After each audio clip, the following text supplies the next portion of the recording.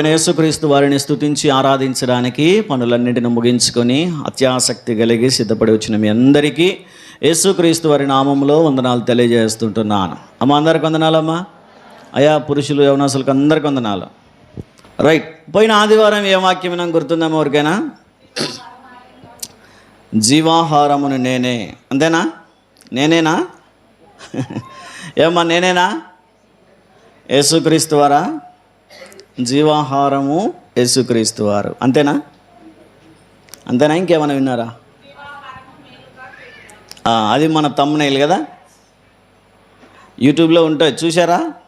మాకేం పని ఉంది సార్ నువ్వు చెప్తేప్పుడు ఈయనేది కష్టం అంటారా? వినండి. ఛానల్ ఫాలో అవుతున్నారా మీరు? ఏమో ఛానల్ ఫాలో అవుతున్నారా? ఒక లైక్ కొడుతున్నారా? కామెంట్ చేయండి. బాగుంది సార్ అనో బాగలేదు సార్ అనో. నాకు కామెంట్స్ అవసరం లేదు, లైక్స్ అవసరం లేదు. కానీ నేను ఎప్పుడూ చెప్పలేదు కామెంట్ చేయండి, లైక్ చేయండి అని. ఎప్పుడో స్టార్టింగ్లో పెట్టా సబ్స్క్రైబ్ చేసుకోండి అని. ఇంక మళ్ళీ పెట్టానా? మళ్ళీ పెట్టలేదు. నేను ఎవరిని అడగను, నాకు లైక్లు అవసరం లేదు, కామెంట్స్ అవసరం లేదు. కానీ మన సంఘస్థులైన మీరైనా దాన్ని అర్థం చేసుకొని ఎక్కడైనా ఏదైనా డౌట్ వస్తే అడగండి, క్వశ్చన్స్లో లేదా కామెంట్స్లో అడగండి. లేదా బాగా చెప్పారు సార్ అనో, లేదా ఈ వాక్యం మాకు ఆశీర్వాదకరంగా ఉందనో ఏదో ఒక విషయంలో కామెంట్ చేయండి, లైక్ చేయండి. అట్లాగే ఏం చేస్తారు? చేయలేదా ఇంకా? మరి మళ్ళీ సబ్స్క్రైబ్ చేస్తారా? సబ్స్క్రైబ్ చేసిన దాన్ని సబ్స్క్రైబ్ చేస్తే ఏమవుతుంది? అన్సబ్స్క్రైబ్ అవుతుంది. మళ్ళీ రెండోసారి చేసిరమ్మ నా మీద ప్రేమతో. ఒకసారి చాలు, రెండోసారి వద్దు. ఏం చేయాలంటే ఇతరులకు షేర్ చేయండి. ఈ వాక్యం మనం మాత్రమే కాదు కదా, ఎవరి ద్వారా దేవుడు ఏం మాట్లాడతాడో చెప్పలేం కనుక ఎక్కడ లోబడని వ్యక్తులు కూడా ఎక్కడో ఒక చోట ఆ వాక్యానికి పట్టబడతారు. కాబట్టి వాట్సాప్లోనో స్టేటస్లోనో ఆ లింక్ని షేర్ చేయండి. మీకు అవసరమైంది, ఇది బాగుంది, ఈ వాక్యం ఇతరులు వింటే బాగుంటుంది అనుకుంటే మన షార్ట్ డౌన్లోడ్ చేసి షార్ట్స్లో స్టేటస్లో పెట్టుకోండి అవసరమైతే. రైట్, ఏదేమైనా దేవుని వాక్యం విస్తరించే ప్రయత్నం చేయండి. నా ద్వారా మాత్రమే కాదు కానీ మీ ద్వారా కూడా ఆ వాక్యం ఏం కావాలా? విస్తరించాలి, అనేకులకు వెళ్ళిపోవాలి. దేవుడు మనతో మాట్లాడతాడు. జీవాహారము మేలుక కీడుక? జీవాహారము భుజించుచున్న మీకు అది మేలు కలిగిస్తుందా కీడు కలిగిస్తుందా అని ఆలోచన చేస్తూ జీవాహారమైన యేసుక్రీస్తు వారి శరీరము బల్లారాధనలో పాలు పొందే సమయంలో మనం ఏ విధముగా ఉండాలి, ఏ జాగ్రత్తలు తీసుకోవాలో క్లుప్తంగా విన్నాం. గుర్తుందమ్మా ఎవరికైనా? ఏం జాగ్రత్తలు తీసుకోవాలో చెప్తారా ఒకసారి? మొదటిది నోట్బుక్ మూసేయండి. నోట్బుక్ మూసేది చెప్పండి. మొదటిది ఏంటంట? యోగ్యత కలిగి చేయవేయాల. రెండవది మనల్ని మనమే పరీక్షించుకోవాలి. మూడవది యోచించాల. ఇది తండ్రి శరీరం అని యోచించక చేయవేయకూడదు. ఏం చేయాలా? యోచన చేయాలంటే అది ఆలోచన స్పృహ కలిగి చేయవేయాల బలలో. అందుకని శ్రద్ధగా విని గుర్తుంచుకున్న మీ అందరికీ మరొకసారి నా హృదయపూర్వక వందనాలు. ఈరోజు చెప్పే వాక్యాన్ని కూడా మ్యాక్సిమం వినే ప్రయత్నం చేయండి, వినిన వాక్యాన్ని గ్రహించే ప్రయత్నం చేయండి. చాలా క్లుప్తంగానే నేను ముగించే ప్రయత్నం చేస్తాను. చదవబడిన లేఖన భాగంలో దేవుని వాక్యం తెలియజేస్తున్న విషయం ఏంటంటే, మీ నడుములు కట్టుకొనియుండుడి, మీ దీపములు వెలుగుచుండనీయుడి. దేవుని వాక్యం తెలియజేస్తుంది ఏంటంటే ఇక్కడ రెండు విషయాలు. ఒకటి, మీ నడుములు కట్టుకొని అనగా సిద్ధపాటు కలిగి ఉండండి. రెండవది, మీ దీపములు వెలుగుచుండనీయుడి. ఏం కావాలంటే మన దీపాలు ఏంటి? మన దీపాలంటే ఏంటి? ఆత్మదీపము, అంతేనా? ఆత్మదీపమేనా? ఇంట్లో పెట్టే దీపమా? ఇంటిలో ఉన్న దీపం కూడా వెలగాల. అది వెలిగినా వెలగకపోయినా ఇబ్బంది ఏం లేదు. కానీ మరి ప్రాముఖ్యంగా ఆత్మదీపము వెలుగుచూ ఉండాల.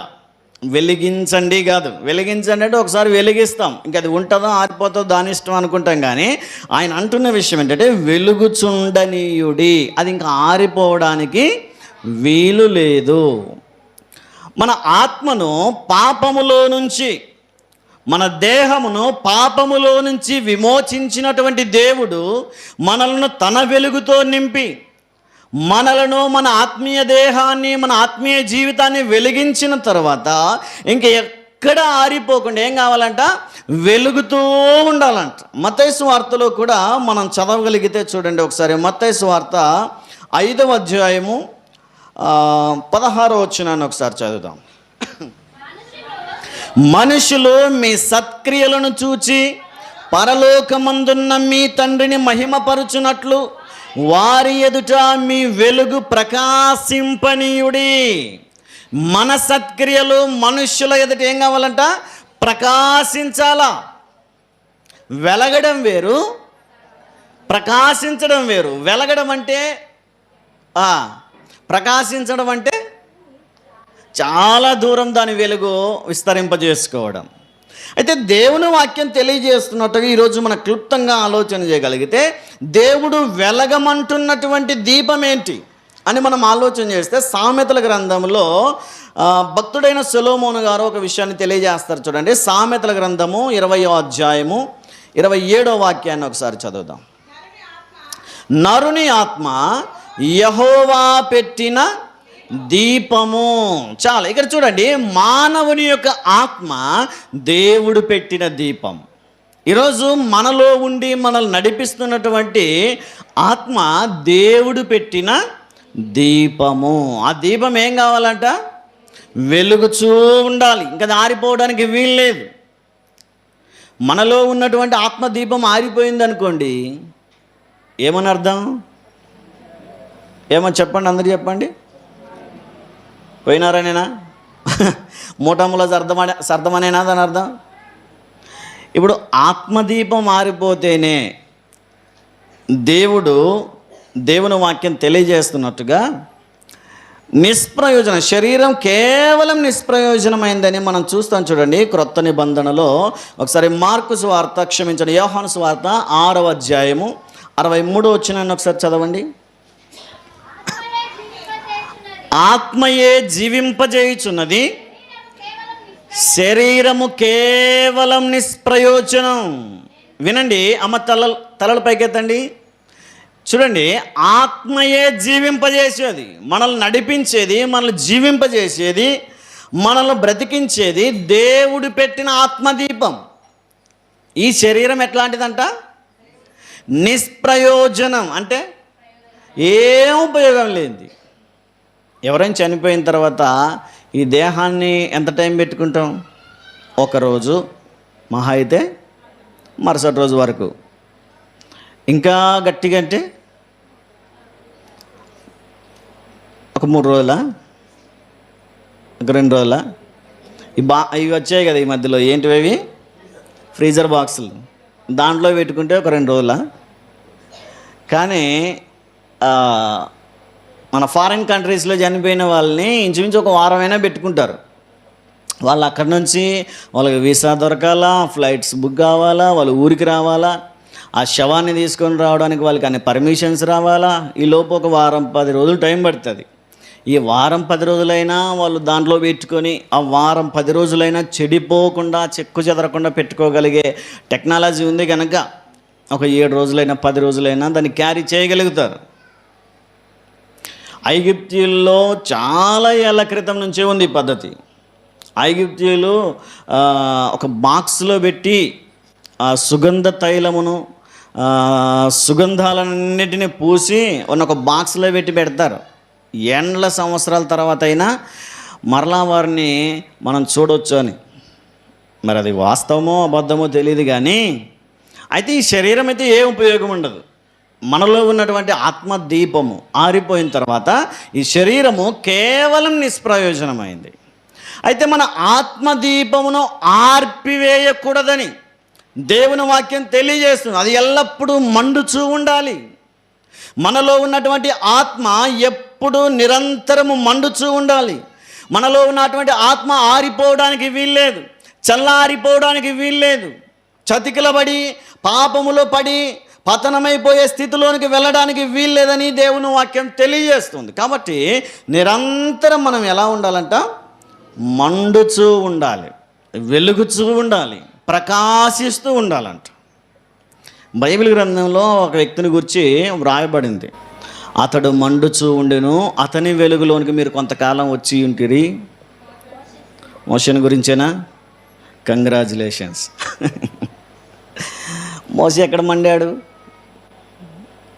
ఆయన ముఖం ప్రకాశించింది, కానీ ఆయన గురించి ఎక్కడ మండినట్టు లేదు. ఆయన ముఖం ప్రకాశించింది. యోహాను సువార్తలోనికి రండి ఒకసారి, 5:35 చదవండి ఒకసారి. 35వ వచనములో, అతడు మండుచు ప్రకాశించుచున్న దీపమై ఉండెను, మీరు అతని వెలుగులో ఉండి కొంతకాలము ఆనందించుటకు ఇష్టపడితిరి. చాలు.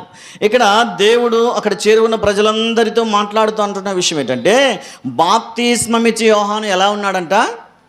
మండుచు ప్రకాశించుచున్నాడంట. అంటే ఆయన ఏదో ఇదైపోతున్నాడని కాదు, కాలిపోతున్నాడని కాదు. దాని అర్థం ఏంటది? ఆత్మీయముగా అతడు మండుచూ ఉన్నాడు, అతని క్రియలు ప్రకాశిస్తూ ఉన్నాయి. ఎవరికి తలవంచని స్థితిలో, పరిశుద్ధమైన స్థితిలో, నీతిమంతుడిగా అతడు ప్రకాశించుచున్నాడు అని. ఆయన వెలుగులో అనేకులు చేరి ఉండడానికి సరిపోయేంత వెలుగు కలిగి ఉన్నాడని దేవుని వాక్యం తెలియజేస్తున్నట్టుగా, ఈరోజు బాప్తిస్మమిచ్చి యోహాను వలె మనం కూడా ఏం కావాలంట? మండుచూ ప్రకాశించాలి. మండుచూ ప్రకాశించాలి అని మనం ఆశపడతాం.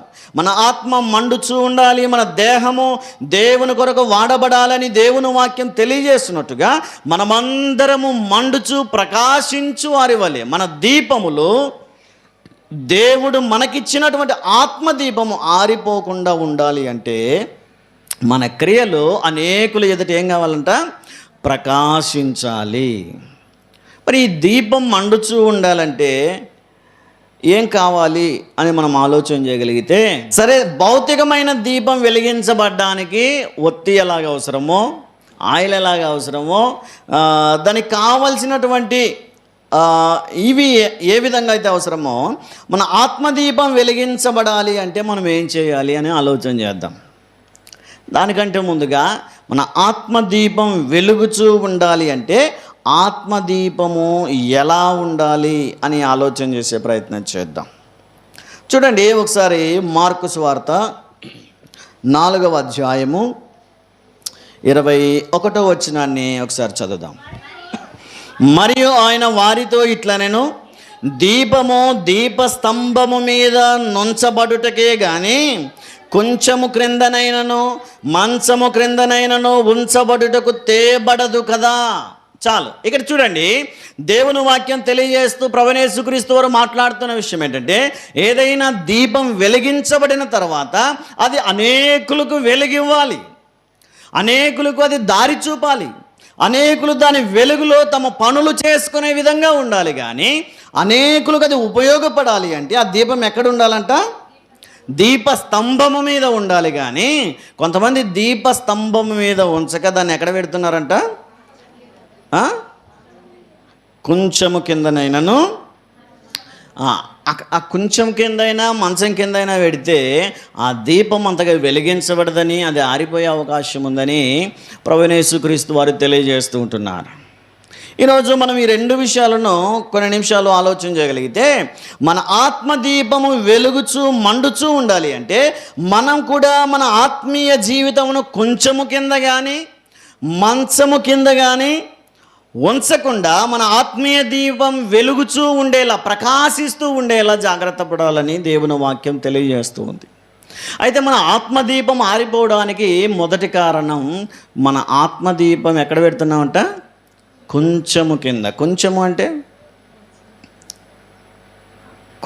అంటే నాకు అర్థం కాక మిమ్మల్ని అడిగితే చెప్తారులే అని వచ్చా. మీరు నాకంటే తెల్ల మొహాలు వేశారు. ఏంటంటే కొంచెం బల్ల కింద, స్తంభం కింద. కొంచెము అంటే చెప్పండి. ఇంగ్లీష్లో ఏముందంటే వెషల్ అని ఉంది, దానికైనా అర్థం చెప్పండి. కింగ్ జేమ్స్ వర్షన్లో బుషెల్ అని అర్థం ఉంది, దానికైనా అర్థం చెప్పండి. ఆ పదానికి మనకు అర్థం తెలిస్తే కొంచెం అంటే ఏంటో తెలుస్తుంది. అంతేనా? కొంచెము అంటే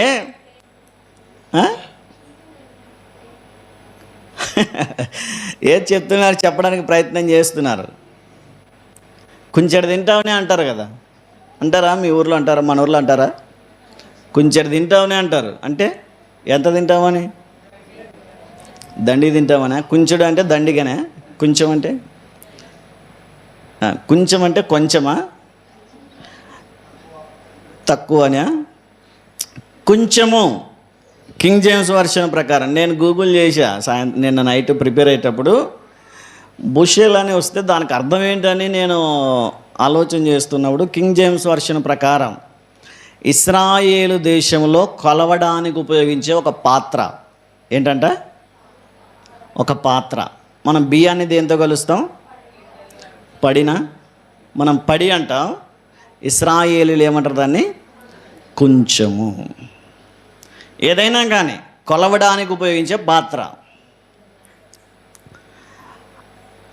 యెరూషలేము పట్టణంలో ఉపయోగించే పాత్రలు, వాటిని కూడా నేను సెర్చ్ చేసినప్పుడు, గూగుల్ చేసినప్పుడు నాకు అర్థమైంది ఏంటంటే, కొంచెము అంటే 35 లీటర్ల నీళ్లు పట్టేదంట తొట్టి అంట. ఏంటిది? ఒక టబ్ అనుకోండి, బట్టలు ఉతికేటప్పుడు నీళ్లు పెట్టుకుంటాం కదా, ఒక టబ్బు ఒక 35 లీటర్లు పడతాయి. అది పడుతుందా? అంత పాత్ర. దాన్ని ఏం చేస్తారంటే, ఈ దీపం తీసుకెళ్ళి కొంచెము కింద పెడుతున్నారంటే ఆ టబ్బు కింద పెట్టి టబ్బు ముచ్చితే అది వెలిగిస్తుందా? వెలిగిస్తుందా? వెలగడం అవతలుంచండి, ఏమైపోతుంది? మండుచూ ఉండాలంటే నిప్పుకి ఎప్పుడైనా నిప్పు వెలగాలి అన్నా మండాలి అన్నా దానికి ఆక్సిజన్ అందాలా? తెలుసా ఆ విషయం? ఆక్సిజన్ అందితే అది వెలుగుతుంది. అందుకే నిప్పం ఆర్పేటప్పుడు, మంటలు ఆర్పేటప్పుడు మనం నీళ్లు పోస్తాం కదా, ఈ నీళ్లు దాని మీద పరచకపోయి దానికి ఆక్సిజన్ అందకుండా చేసినప్పుడే మంట ఆరిపోయేది.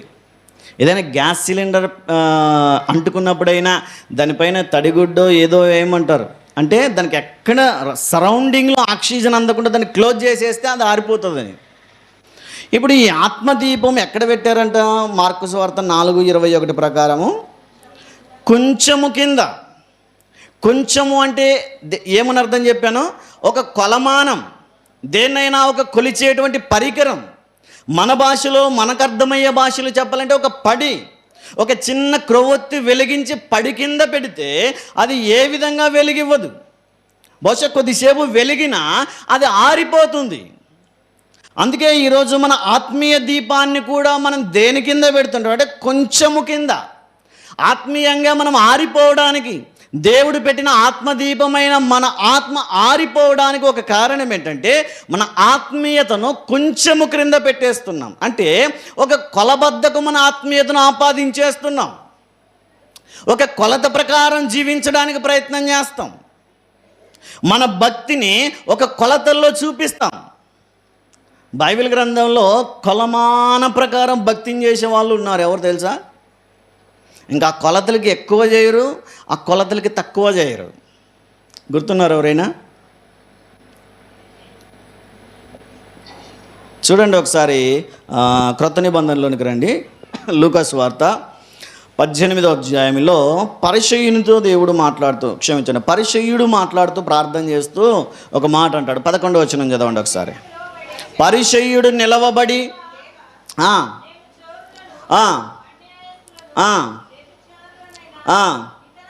ఇతర మనుష్యుల వలెనైనను ఈ సుంకరి వలెనైనను ఉండనందుకు నీకు కృతజ్ఞతాస్తుతులు చెల్లించుచున్నాను. వారమునకు 2 మారులు ఉపవాసము చేయుచు నా సంపాదన అంతటిలో 10వ వంతు చెల్లించుచున్నానని తనలో తానే ప్రార్థించుచుండెను. ఇక్కడ పరిసయ్యుడు ప్రార్థన చేస్తూ ఉన్నాడు. దేవాలయంలోనికి వెళ్ళి ప్రార్థన చేస్తున్నాడు. ప్రభువా, ఇదిగో నా భక్తి ఇలాంటిది అని చెప్పి ఒక కొలత చూపిస్తున్నాడు. వారానికి ఎన్నిసార్లు ఉపవాసం అంట? 3 సార్లు ఉండొద్దా? ఒక్కసారి ఉండొద్దా? అంటే నా భక్తి నేను కనపరుచుకోవడానికి ఆ పరిసయ్యుడు చెప్పిన కొలమానం, అతడి భక్తి 2 మారులు ఉపవాసం ఉంటే సరిపోతుంది అనుకుంటున్నాడు. ఇక 10వ భాగం ఇస్తే సరిపోతుంది అనుకుంటున్నాడు. కానీ యేసుక్రీస్తు వారు ఏమంటారో చూడండి ఒకసారి. మత్తయి సువార్త 23వ అధ్యాయము 23వ వాక్యాన్ని ఒకసారి చదువుదాం చూడండి. మత్తయి సువార్త ఆ, ఆ. మీరు పుదీనాలోను సోపులోను ఆ, ఆ, ఆ, అనగా న్యాయమును కనికరమును విశ్వాసమును విడిచిపెట్టితిరి, వాటిని మానక వీటిని చేయవలసి ఉండెను. చాలా ఇక్కడ దేవుడు మాట్లాడుతూ శాస్త్రులు పరిచయులతో అంటున్న విషయం ఏంటంటే, మీరు ఉపవాసం చేస్తున్నారు, ఇక భక్తిని ఆ ఉపవాసంతో పోల్చారు. మీరు భక్తిని దశమ భాగాలతో పోల్చారు. ఇదిగో మేము పుదీనాలోను దశమ భాగం ఇస్తున్నాం, ఇంకా సోపులోను జీలకర్రలోను, అంటే అన్నింటిలో ఇంక ఇచ్చేస్తే సరిపోతుందిలే అనుకుంటున్నాడు. కానీ వారు ఏం విడిచిపెట్టారంట? ధర్మశాస్త్రములో ప్రధానమైన విషయములను విడిచితిరి. దేవుని వాక్యాన్ని విడిచి ఏం చేస్తున్నారంట? కొలత ఒక 2 వారాలు 2 రోజులు ఉపవాసం ఉంటే సరిపోతుందిలే, దశం భాగం ఇస్తే సరిపోతుందిలే అనుకుంటున్నారు. పండిన పంటలో దశం భాగం ఇస్తున్నారంట, పుదీనాలోను సోపులోను జీలకర్రలోను అన్నీ చేస్తూనే ఉన్నారు. కానీ భక్తి లేకుండా పోతుందంట.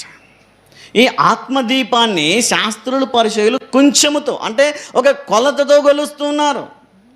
దేవుడు అంటాడు, వాటిని మానక వీటిని చేయాల. ధర్మశాస్త్రములో ప్రధానమైన విషయాలను, దేవుని ఆజ్ఞలను, దేవుని ప్రేమను మీరు విడిచిపెట్టకుండా వాటిని చేస్తూ ఇవి చేయాల.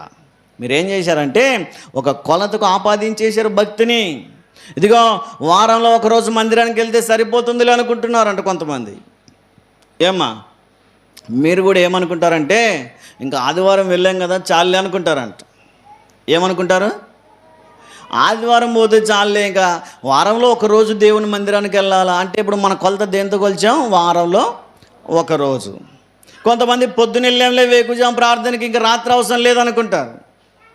మరి కొంతమంది రాత్రికి వెళ్తున్నాం కదా, ఇంత పొద్దున్నే వేకుని ఎవరు నిద్ర లేస్తారు, సరిపోతుందిలే అనుకుంటారు. ఇంకొంతమంది ఇవ్వాల్సింది ఇచ్చేసాంలే, ఇంకా అవసరం లేదు, మందిరానికి వారం వరకు ముఖం చూపించాల్సిన పని లేదనుకుంటారంట. అంటే కొలతతో కూడినటువంటి భక్తి, కొలతలతో చేసేటువంటి భక్తి. ఎప్పుడైతే కొలతబద్ధంగా కొలమానబద్ధంగా మనం భక్తిలో చేస్తూ వెళ్తూ ఉంటామో మనం ఆరిపోయే ప్రమాదం ఉందని దేవుని వాక్యం తెలియజేస్తుంది. వారంలో ఒకరోజు వెళ్ళాలనుకుంటున్నావు, 2 రోజులు రావడానికి ప్రయత్నం చేయాల. 2 రోజులు వస్తున్నావు, 3 రోజులు రావడానికి ప్రయత్నం చేయాల. వేకున ప్రార్థనలకు వస్తున్నావు, రాత్రి కూడా వచ్చే ప్రయత్నం చేయాలి. ఒకరోజు ఒక అధ్యాయం బైబిల్ చదివామనుకోండి, ఇంకా ఆ రోజంతా దేవునితో పని లేదనుకుంటారు. అంతేనా? ఏమా, పొద్దున వాక్యం చదివేంలే, ఇంక ఈరోజు కోట అయిపోయింది అనుకుంటారు. ఈ రోజుకి దేవునికి ఇవ్వాల్సిన సమయం అయిపోయిందిలే అనుకుంటారు. అంటే దేవునికి ఒక కొలత పెట్టేశావు.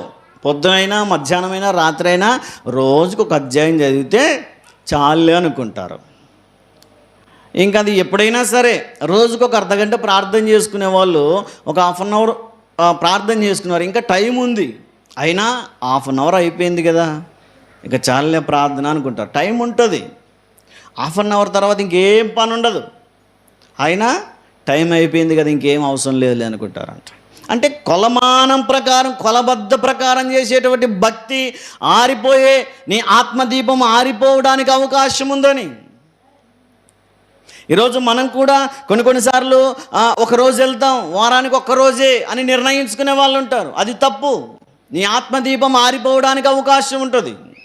కాబట్టి దేవుని దగ్గర చేసేటువంటి భక్తికి, విశ్వాసానికి, మనం చూపించేటువంటి ప్రేమకు కొలత ఉండకూడదంటాడు దేవుడు. ఆ కొంచెము క్రింద అంటే కొలత కింద పెట్టేస్తున్నాం మన ఆత్మదీపాన్ని. మన ఆత్మీయత ఎదగకుండా, ఆత్మీయతలో ఫలించకుండా ఆరిపోవడానికి గల కారణం ఏంటంటే మన భక్తిని తీసుకెళ్ళి ఎక్కడ పెడుతున్నాం? ఆ కొలతలో పెడుతున్నాం.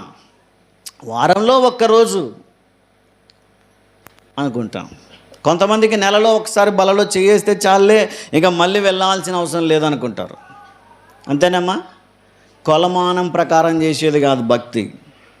కొలత ప్రకారం ప్రేమించాలంటే దేవుడు మనందరి కోసం ప్రాణం పెట్టేవాడు కాదు. అయినా ఆయన ప్రాణం పెట్టడానికి ఆ కొలత లేని ప్రాణం, విలువైన ప్రాణాన్ని ఏ కొలబద్ద చూడకుండా, ఏ కొలమానం చూడకుండా ఆయన ఆఖరి రక్తపు బొట్టు వరకు దారబోసాడని దేవుని వాక్యం తెలియజేస్తుంది. యేసుక్రీస్తు వారు ఒకసారి బీద విధవరాల గురించి మాట్లాడుతూ అంటాడు, కానుకలేసే సమయంలో ఇదిగో చాలామంది ధనవంతులు తమకు కలిగిన దానిలో వేశారు కానీ ఈ బీద విధవరాలు ఏం వేసిందంట? జీవనమంతా, అంటే తనకున్నదంతా వేసిందంట. ఇప్పుడు ఆ ధనవంతుల్లాగే ఈమె కూడా కొలత పెట్టుకోవచ్చు. ఆమె దగ్గర ఉన్నది ఎంత? 2 కాసులు.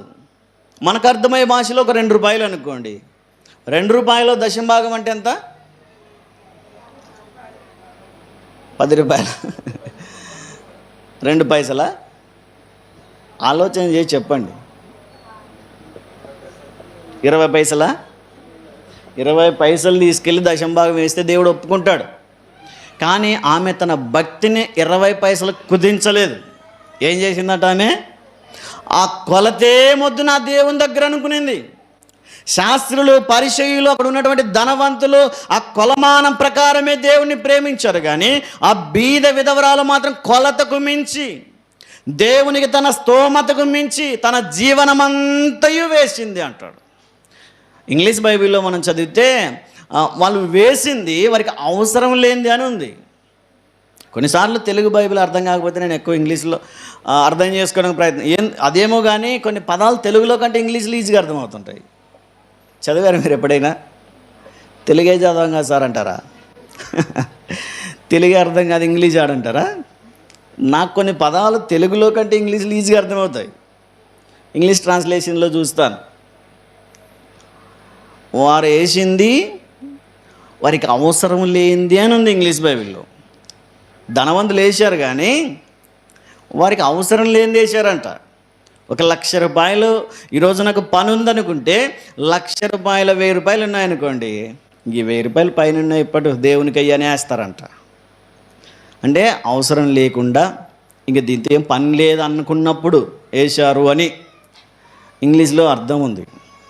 కానీ ఆమెను గురించి మాట్లాడింది ఏంటంటే జీవనమంతా తనకు కలిగినదంతా వేసింది. అంటే ఆమె తన భక్తిని కొలమానంలో చూపించలేదు.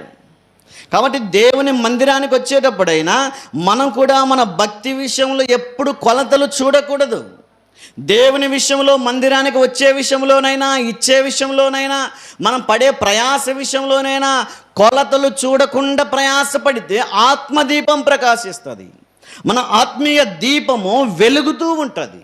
ఒక కొలబద్దకి, కొలమానానికి నువ్వు కుచించావు అనుకోండి, అక్కడితో ఇంక ఇంతే చాలే, ఈరోజు దేవుని మందిరంలో ఒక 10 నిమిషాలు ఉండాలనుకున్నాను, ఒక 10 నిమిషాలు ఉంటే చాలే అనుకొని 11వ నిమిషం లేచి వెళ్ళిపోకూడదు. దైవ సేవకులు వాక్యం చెప్పేటప్పుడు 1 గంట మెసేజ్ అనుకోండి, గంట అయిపోయింది, గంట 1 నిమిషం అయింది, వెంటనే ఏం చేస్తాం? టైం వైపు చూస్తావా?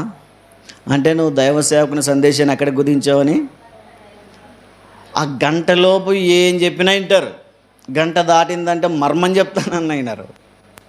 బైబిల్లో అర్థం కాని విషయం చెప్తానన్నా, ఇప్పటిదాకా మీరు వినని కొత్త సంగతులు చెప్తానన్నా వినరు. ఇంకా మేము వినాలనుకున్న టైం అయిపోయింది సార్ అనుకుంటారు మనసులో. అంటే నీ భక్తిని, నీ విశ్వాసాన్ని నువ్వు వినగలిగే సామర్థ్యాన్ని ఆ కొలతలో నువ్వు కుదించేసావు. అందుకనే ఆ భక్తిలో నువ్వు ఆరిపోవడానికి కారణం ఏంటంటే నీ ఆత్మదీపాన్ని ఎక్కడ పెట్టావంట? కొంచెం క్రింద ఆ కొలమానంలో పెట్టేశావు. కొరాహు కుమారులు అంటారు 84వ కీర్తనలో, నీ మందిరావరణములో, చూడండి 84వ కీర్తన 10వ వాక్యం చదవండి. నీ ఆవరణములో 1 దినము గడుపుట 1000 దినముల కంటే శ్రేష్టము. ఇక్కడ కొరాహు కుమారుల ఉద్దేశం ఏంటంటే, ఒక్కరోజు మందిరములో ఉంటే 1000 దినాల కంటే శ్రేష్టమైంది అని. అంతేగాని ఇంక 1 రోజు ఉండి 1000 రోజుల వరకు మందిరానికి రానవసరం లేదని కాదు. ఏమ్మా, 1 రోజు ఉండమన్నారు కదా అని చెప్పి సంవత్సరంలో 1 రోజు వచ్చే మహానుభావులు కూడా ఉన్నారు. ఎవరు వాళ్ళు? పండగ క్రైస్తవులు. ఎప్పుడు వస్తారు? క్రిస్మస్ పండగ రోజే. ఇక మళ్ళీ కనిపిస్తే ఒట్టు, వచ్చే పండగ దాకా కనిపించరు. ఏమంటే సంవత్సరంలో 1 రోజు దేవుని మందిరం, అది కూడా భార్య తిట్టి వచ్చేటది ఇంటికాడ. ఈరోజన్నా రా మందిరానికి ప్రార్థనకి అని నానా మాటలని వచ్చింటుంది. దానికి ఆయన చక్కగా రెడీ షర్ట్ వేసుకొని వచ్చింటాడు మందిరానికి. అంటే దేవుని మందిరంలో గడపడానికి ఒక రోజు అని అన్నారు కదా కోరాహ కుమారులని. ఒక రోజు ఉండి రెండవ రోజులో ఇంకా ఉండరాదు దేవుని మందిరంలో అని కాదని అర్థం. ఒక్క రోజు ఉంటే 1000 దినముల కంటే శ్రేష్టమైన ఆశీర్వాదం అని. 2 రోజులుంటే 2000 సంవత్సరాలు. 3 రోజులుంటే ఇక్కడ అంటే మన ఆశీర్వాదం పెరుగుతుంది కానీ ఇంకొక రోజుతో చాలని కాదు అని అర్థం. ప్రవక్తిని అయిన అన్నాను గూర్చి మనం చదువుతాం. ఎన్ని సంవత్సరాలు దేవాలయంలో ఉందంట ఆమె? 7 సంవత్సరాల 8 నెలల 84 సంవత్సరాలు. భర్త చనిపోయిన తర్వాత ఎన్ని సంవత్సరాలు? 84. ఆమె ఇంక 10 సంవత్సరాలు పరిచర్య చేశానులే, ఇంక అవసరం లేదు అనుకోలేదు. ఆమె జీవితకాలం అంతా మందిరంలోనే ప్రయాసపడి పరిచర్య చేసింది. ఆమె తన భక్తికి ఎప్పుడు ఒక కొలత పెట్టుకోలేదు. ఒక సంవత్సరం మందిరంలో పని చేయాలని, ఒక 6 నెలలు పని చేయాలని, ఒక నెల పని చేయాలని ఎప్పుడు భక్తిలో కొలతలు పెట్టుకోలేదు. అన్న ప్రవక్తిని గురించి వ్రాస్తూ లూకా సువార్తలో మనం చదువుతాం. ఆషేరు గోత్రికురాలైన, చూడండి ఒకసారి లూకా సువార్త 2వ అధ్యాయము 36వ వాక్యం చదవండి. ఆషేరు గోత్రికురాలును పనూయేలు కుమార్తెయునైన అన్న అను ఒక ప్రవక్తియుండెను. ఆమె కన్యాత్వము మొదలు 7 ఏండ్లు పెనిమిటితో సంసారము చేసి బహుకాలము గడిచినదై 84 సంవత్సరములు విధవరాలయ్యుండి దేవాలయము విడవక ఉపవాస ప్రార్థనలతో రేయింబవళ్ళు సేవ చేయుచుండెను. ఎన్ని సంవత్సరాలు ఉందంట మందిరంలో? మనం వారంలో ఒక్క రోజు రావడానికి అవతల పడి తొలేస్తాం కదమ్మా. మన భక్తిని ఎక్కడ పెట్టేశామంటే వారములో, చెప్పండి, వారములో ఒక రోజు మన భక్తిని కొలతకు ఆపాదించాం కనుకనే మన మన మన ఆత్మదీపం కొంచెము కిందికి వెళ్ళిపోతుంది. ఆ కొలత కిందికి వెళ్ళిపోతుంది కనుకనే ఆరిపోయే అవకాశం ఉంది. ఆత్మదీపమును ఆర్పివేయడానికి సాతానుడు వాడే కొన్ని శత్రువులవి.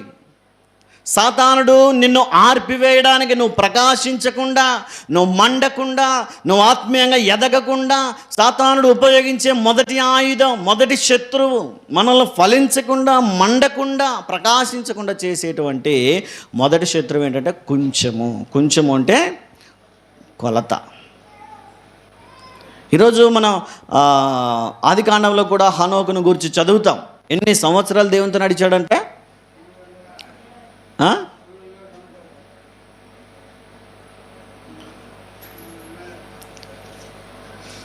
300 ఏండ్లు. ఎన్ని సంవత్సరాలు? అన్నా ప్రవక్తను ఎన్ని సంవత్సరాలు? ఆమె 84 ఏండ్లు ఎట్లా చేసిందో కొలత లేకుండా అనుకుంటే హానోకు ఎన్ని సంవత్సరాలంట? ఆలోచన చేయండి. అంటే వారి భక్తి జీవితానికి కొలత లేకుండా ప్రయాసపడ్డారు. ఈరోజు మన ఆత్మదీపం ఆరిపోవడానికి మొదటి కారణం ఏంటంటే మన భక్తిని కొంచెముతో, అంటే కొలతతో మన భక్తిని కొలుస్తాం. ఒక అర్ధగంట దేవుని మందిరంలో ఉంటే చాలే అనుకుంటారు. ఇంకా ½ అన్ అవర్ తర్వాత దేవుడే వచ్చి కూర్చోరు కొంతమంది. వారంలో ఒక్క రోజు మందిరానికి వెళ్ళాలనుకుంటారు. ఆ ఒక్క రోజు కూడా ఒక అర్ధగంట ఎక్కువైతే ఉండలేరు. అంటే భక్తిని దేనికి ఆపాదించారు? కొలతకు ఆపాదించారు. అందుకే బీద విధవరాలు పరిస్థితి మనం చూసిన కొలత లేని భక్తి, కొలత లేని త్యాగం, కొలత లేని సమర్పణ ఆమె జీవితంలో మనం చూస్తాం. అందుకే ఈ రోజుకి ఆమెను గురించి మనం మాట్లాడుకుంటున్నాం. అన్నా ప్రవక్తని గురించి ఈ రోజుకి మనం మాట్లాడుకుంటున్నామంటే ఆమె భక్తి జీవితంలో ఒక కొలత పెట్టుకోలేదు. ఆమె తను బ్రతికిన దినములంతయు ఆయన మందిరములో పరిచర్య చేసింది. రేయింబవళ్ళు ఉపవాసం ఉండి ప్రార్థనలు చేసిందంట. హనోకును గురించి ధ్యానం చేస్తున్నాం. ఏంటంటే ఆయన కూడా కొలత లేకుండా చనిపోయేంత వరకు 365 సంవత్సరాలు బ్రతికితే 65 ఏళ్ళప్పుడు కొడుకును కానీ ఆ తర్వాత 300 సంవత్సరాలు దేవునితో నడుచుచు అన్న పదం చూస్తాం. నడుస్తూనే ఉన్నాడు. ఆయన కొలత పెట్టుకోలేదు, ఒక వారం ఉండాలో 2 వారాలు ఉండాలని. ఈరోజు మన భక్తి కూడా కొలతలో ఉంటే మన ఆత్మదీపం ఏమైపోతుంది? ఆరిపోయే అవకాశం ఉంది. కనుక ఈ ఆత్మదీపం ఆరిపోకుండా ఉండకూడదంటే నువ్వు కొలతతో కొలవకూడదు భక్తిని, కొంచెం క్రింద పెట్టకూడదు మన భక్తిని. అందుకే మన ఆత్మదీపమును ఆర్పే మొదటి శత్రువు ఏంటంట? కొంచెము. రెండవది చూడండి అక్కడైనా మార్కు సువార్త 4:21. మంచం దేనికి సాదృశ్యంగా ఉందంటే విశ్రాంతికి. అంతేనా అమ్మ, వింటున్నారా? విశ్రాంతికి లేదా నిద్రకు. మంచం దేనికి సాదృశ్యంగా ఉందంటే విశ్రాంతి తీసుకోవడానికి ఒకటి, నిద్రపోవడానికి ఒకటి, సోమరితనానికి కూడా. దేనికంట?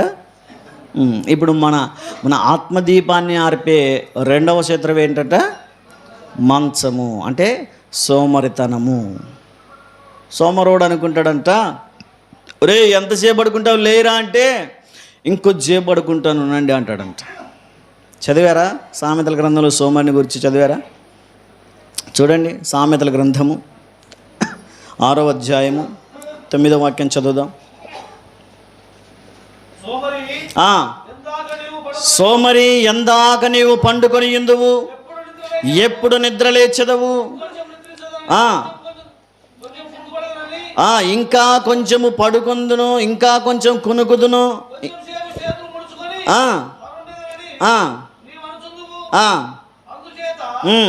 దోపిడిగాడు వచ్చినట్లు దారిద్ర్యము నీ యొద్దకు వచ్చును, ఆయుధదారుడు వచ్చినట్లు లేమి నీ యొద్దకు వచ్చును. ఇక్కడ చూడండి, సోమరివాడు అనుకుంటాడంట ఇంకాసేపు పడుకుంటాను అనుకుంటాడు. రాత్రంతా పడుకున్న వాడికి మబ్బు దిగట్లేదు, అందుకే ఇంకాసేపు పడుకుంటాను.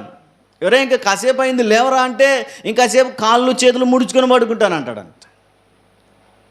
ఈ సోమరోడు లేవడు, అక్కడక్కడే తిరుగుతుంటాడు ఆ మంచం మీదే. 1 గంట సేపు పడుకొని లేచి భోంచేసి మరలా పడుకుంటాడు. మరలా మధ్యాహ్నం లేచి భోంచేసి మరలా. సోమరోనికి ఇంకేం పని ఉంటుంది? సోమరవాని గురించి బైబిల్ తెలియజేస్తున్న విషయం ఏంటంటే, ఉతక మీద తలుపు తిరిగినట్టు సోమరి తన పడక మీద తిరుగునని ఉన్నది. ఉతక మీద తలుపు అంటే ఈ తలుపు వేస్తాం తీస్తాం, అది ఇంకెక్కడికి వెళ్ళదు, అక్కడే ఉంటుంది. ఎంతసేపు ఉన్నా ఇంక అక్కడే తిరుగుతుంది, కానీ అక్కడ కదులుతుందా? కొంచెం ముందుకి కొంచెం లోపలికి బయటకైనా కదులుతుందా? తలుపు తన ఉతక మీద తిరిగినట్టు అంటే ఇంకా అది దాన్ని ఏమంటాం? ఆ చౌక పట్టిన చౌకట్ట ఇంక దానికే తిరుగుతుంది. ఇంక అది బయటికి వెళ్ళదు, లోపలికి రాదు, ఎంతసేపు ఇంక అక్కడే తిరుగుతుంది. సోమరివాడు కూడా ఉతక మీద తలుపు తిరిగినట్టు తన మంచము మీదే తిరుగుతాడంట. లేవరా కొంచెం కష్టపడి పని చేసుకో అంటే లే నాకు ఇష్టం లేదంటాడు. అందుకే వాడి దగ్గరికి ఏమొస్తుందంట? దారిద్ర్యం. ఎలా వస్తుంది? దోపిడిగాడు వచ్చినట్టు వచ్చేస్తుందంట. ఈరోజు ఆత్మదీపం ఆరిపోవడానికి రెండవ కారణం ఏంటంటే, మనము కూడా సోమరితనంతో ఉంటున్నాం కనుకనే. చేయాల్సిన పనుల్లో చేయకుండా, మనం చేయాల్సినటువంటి పనులు చేయవలసిన సమయంలో చేయకుండా మనం కూడా సోమరిగా జీవిస్తున్నందుకే మన ఆత్మదీపము ఆరిపోయే అవకాశం ఉందని దేవుని వాక్యం తెలియజేస్తోంది. కాబట్టి సోమరి నీవు చీమల యొద్దకు వెళ్ళి నేర్చుకో అని దేవుడు తెలియజేస్తూ ఉంటున్నాడు. చూడండి అక్కడ 6వ అధ్యాయము 6వ వచనంలో మనం చూస్తాం. చూడండి, సోమరి చీమల యొద్దకు వెళ్ళుము, వాటి నడతలు కనిపెట్టి జ్ఞానము తెచ్చుకొనుము. ఏం తెచ్చుకోవాలంట? ఎక్కడ? చీమల దగ్గరికి వెళ్ళి నేర్చుకోమంటాడు సోమరితో దేవుడు. ఈ సోమరోడు ఏమంటాడంటే, ఆ చీమలే నా దగ్గరికి రమ్మని అంటాడంట. మరి చీమల దగ్గరికి వెళ్ళడానికి కూడా సోమరితనమే. ఒరే అక్కడికి వెళ్ళి నేర్చుకోరా అంటే, లేదు నేను అక్కడికి వెళ్ళలేను, వాటినే నా దగ్గర రమ్మని నేర్చుకుంటాను అంటాడు. వాని గురించి ఒక అద్భుతమైన మాట ఉంది. ఒకసారి చూడండి, సామెతల గ్రంథంలోనే 26వ అధ్యాయము 15వ వాక్యం చదవండి. సోమరి పాత్రలో తన చెయ్యి ముంచును, నోటి యొద్దకు దాన్ని తిరిగి ఎత్తుట. ఏమనుకుంటాడంట సోమరుడు? భోజనంలో చేయి పెడతాడంట, కలుపుకుంటాడంట, కానీ ఆ ముద్ద తీసుకొని తినడానికి కష్టమంటోడికి.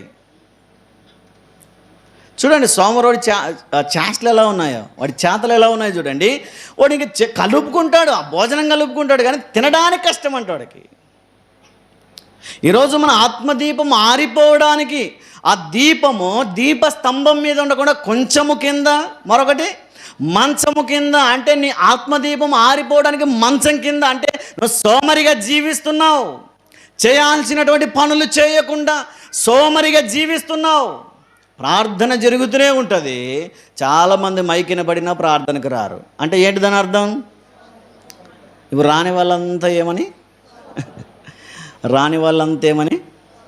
అందరూ చెప్పండి. రాని వాళ్ళంతా, రాని వాళ్ళు మాత్రం చెప్పండి. ఇప్పుడు రాని వాళ్ళు మాత్రం చెప్పండి. మీరందరూ వస్తారు తల్లి, అందరూ వస్తారమ్మా.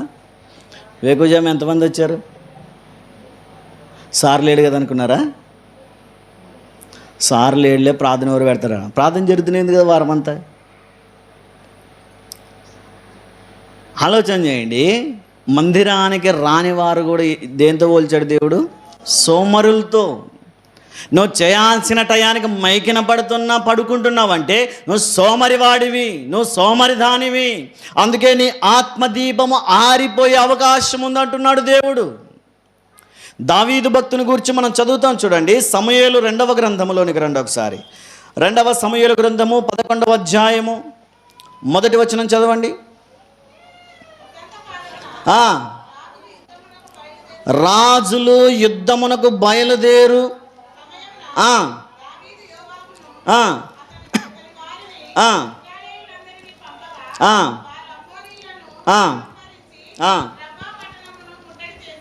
చాలు. ఇక్కడ చూడండి, వసంతకాలమున ఎక్కడికి వెళ్ళిపోయారు? అందరూ యుద్ధం చేయడానికి వెళ్ళిపోయారంట.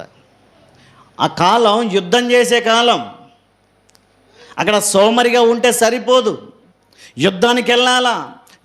ఎదురుగా ఉన్న శత్రువులను ఓడించడానికి, వారి మీదకి దాడి చేయబోతున్న శత్రువులను అంతమొందించడానికి యుద్ధం చేసేటువంటి సమయం అది. వసంతకాలంలో యుద్ధం చేయాలా. యుద్ధం చేయడానికని అందరూ యుద్ధానికి వెళ్ళిపోతే దావీదు భక్తుడు ఏం చేశాడు? 2వ వచనం చదవండి. ఒకానొక దినమున ప్రొద్దుగ్రుంకు వేళ దావీదు పడక మీద నుండి లేచి, ఎక్కడి నుంచి లేచాడంట? పడక అంటే మంచం మీద నుండి లేచి. దావీదు ఆత్మదీపము మొట్టమొదటిసారి ఆరిపోవడానికి కారణం ఏంటంటే ఆ మంచమే. ఆ పడక మీద నుంచి లేచాడు. దావీదా, యుద్ధానికి వెళ్ళవలసిన వాడివి యుద్ధానికి వెళ్ళకుండా ఏం చేస్తున్నావు? పడుకున్నానండి. పడుకున్నావు సరే, పడుకున్న తర్వాత ఏమైపోయిందంటే మిద్దె మీద తిరుగుతూ ఉన్నాడంట. ఉండవలసిన వాడు ఉండాల్సిన చోట ఉండకుండా, యుద్ధం చేయాల్సినటువంటి రాజు యుద్ధం చేయకుండా ఇంటి దగ్గర ఉంటున్నాడు. పడక మీద పడుకుంటూ, మంచం మీద పడుకుంటూ తన ఆత్మదీపమును ఎక్కడ పెడుతున్నాడు ఆయన? మంచము క్రింద. పడక మీద నుంచి లేచి మిద్దె మీద తిరుగుతూ ఉంటే చెయ్యరాని పాపం చేయడానికి సాతానుడు ఒక అవకాశం కల్పించాడంట. దావీదా, ఇదిగో నిన్ను బుట్టలో వేసుకున్నానన్నాడు సాతానుడు.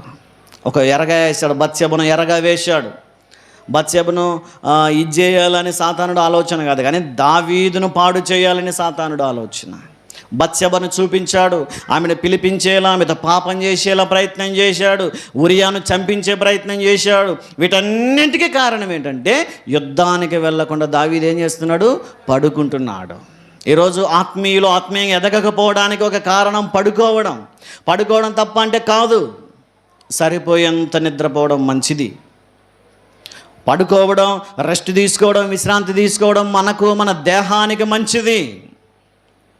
డాక్టర్లు కూడా చెప్తారు ఒక 8 గంటల నిద్ర, అంతేనా గారు? 8 గంటల 6 గంటలు అంటే నేనన్నా ఇంకా ఒక 2 గంటలు పెంచాను కదా. ఆలోచన 6 గంటల నిద్ర సరిపోతుందంట దేహానికి. కనీసం ఇంకా విశ్రాంతి అవసరమైతే 8 గంటలు పడుకోండి. ఇంకా పడుకున్నామన్నారు కదా అని చెప్పి తెల్లారులు పడుకున్నారు అనుకోండి, పని చేయాల్సిన సమయంలో పని చేయకుండా దావీదు వలె యుద్ధానికి వెళ్ళకుండా దావీదు పడక మీద, మంచం మీద తన ఆత్మీయ దీపం మొట్టమొదటిసారి ఆరిపోవడానికి కారణం ఆ పాపం. నాకు తెలిసి అంతకుముందు ఎప్పుడు దావీదు పాపం చేయలేదు. చేశాడా? ఎక్కడేం చేశాడా? దావీదు జీవితంలో మొట్టమొదటి పాపం బత్షెబతో చేసిన పాపం. రెండవది కాదు, దావీదు జీవితంలో 2 పాపాలు. ఎన్ని? మన జీవితంలో లెక్కెట్టుకోవడానికి టైం చాలదంటారా? దావీదు జీవితంలో 2 పాపాలు. ఒకటి బత్షెబతో చేసిన పాపం, రెండవది దేవుని మీద ఆధారపడకుండా ఇశ్రాయేలు ప్రజలను లెక్కించడం, సాతాను చేత ప్రేరేపించబడి, దేవుని చేత ప్రేరేపించబడి ప్రజలను లెక్కించే పాపం. ఈ రెండు పాపాలే దావీదు జీవితంలో మ్యాక్సిమం. ఈరోజు దావీదు మొదటి పాపం చేయడానికి గల కారణం ఏంటంటే, యుద్ధానికి వెళ్ళవలసిన రాజు యుద్ధానికి వెళ్ళకుండా ఎక్కడుంటున్నాడు? మంచము మీద. అందుకే అతని ఆత్మదీపము ఆరిపోయే ప్రయత్నం సాతానుడు చేస్తూ ఉన్నాడు. వెంటనే నాతాను ప్రవక్త వెళ్ళి గద్దించాడు, ఇదిగో దావీదు, నువ్వు పాపం చేసావు, నువ్వు తప్పు చేసావు, నీ దగ్గరున్నటువంటి నీ దాసుని భార్యను నీ దానిగా చేసుకోవడానికి అక్రమమైన కార్యం చేశావు అని చెప్పిన వెంటనే పశ్చాత్తాపడ్డాడు. ఆ దావీదు దీపం ఆరిపోయే ప్రయత్నంలో ఉంది, కానీ ఆరిపోయే సమయంలో ఉంది, ఇంకా సేపట్లో ఆరిపోతుందేమో అంటుండగానే ఆయన ఏం చేశాడంటే పశ్చాత్తాపడ్డాడు. అందుకే 51వ కీర్తన మనం చదివితే, దావీదు బత్షెబతో పాపం చేసిన తర్వాత నాతాను హెచ్చరించిన తర్వాత అతడు చేసిన ప్రార్థన అని ఉంటుంది. 51వ అధ్యాయం కీర్తన, 51వ కీర్తన పైన లైన్లో మనం చదివితే, దావీదు బత్షెబ యుద్ధకు వెళ్ళిన తర్వాత నాతానును ప్రవక్త అతని యుద్ధకు వచ్చినప్పుడు అతడు రచించిన కీర్తన, అతని పశ్చాత్తాపం చూడండి. ఆ 4 వచనాలలో, మొదటి 4 వచనాల్లో అతని పశ్చాత్తాపం మనకి కనిపిస్తుంది. ప్రభువా, దేవా, నన్ను క్షమించుము, మరలా నన్ను నీ కుమారునిగా చేర్చుకో, ఇదిగో నీకు విరోధముగా పాపం చేశాను. 10వ వచనంలో, దేవా, నా యందు శుద్ధ హృదయము కలుగు చేయము, నన్ను కడుగు, నన్ను పరిశుద్ధపరచు, మరలా నీ కుమారునిగా చేర్చుకొని ఎంత పశ్చాత్తాపడుతున్నాడో చూడండి. అందుకే దావీదు ఆత్మదీపం ఆరిపోకుండా వెలిగించబడ్డాడు. ఈరోజు మనం కూడా మన ఆత్మదీపం వెలిగించబడకుండా సాతానుడు ఉంచినటువంటి రెండవ శత్రువు ఏంటంటే మంచము. మనం కూడా విశ్రాంతి అవసరమే, కానీ అవసరతకు మించినటువంటి విశ్రాంతి, అవసరతకు మించినటువంటి నిద్ర మన దేహానికి, మన ఆత్మీయ జీవితానికి అది ప్రమాదకరం. సోమరులుగా ఉండకండి అని దేవుని వాక్యం తెలియజేస్తుంది.